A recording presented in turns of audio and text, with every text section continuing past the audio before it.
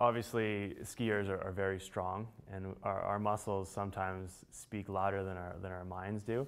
But until the brain is actually able to, recognize how our body feels and performs, it's not something that you can build on top of. After being stuffed in a ski boot for a full day, the foot does feel like it's just one big block. There is no differentiation between the muscles. And I could stretch as long as I wanted, and trying to warm up the small movement and wiggle the toes and work on the calf and everything like that to loosen things up. But it's not the same as when Kurt actually manips and physically moves every single of those little joints in the toes and the ankle around and things like that.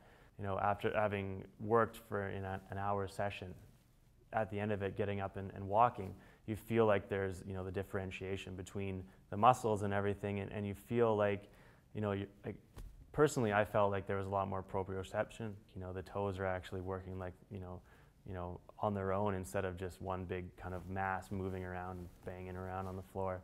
The next day, same thing. You go jam it in a ski boot, and you think to yourself, well, it's all going to be concrete and stuck together again, but it lasted. And needless to say, at the end of the day, you walk away feeling as though you've benefited hugely. If you are out of line, you can go to physio and have your back manipped, your hips loosened up, change whatever you need to do.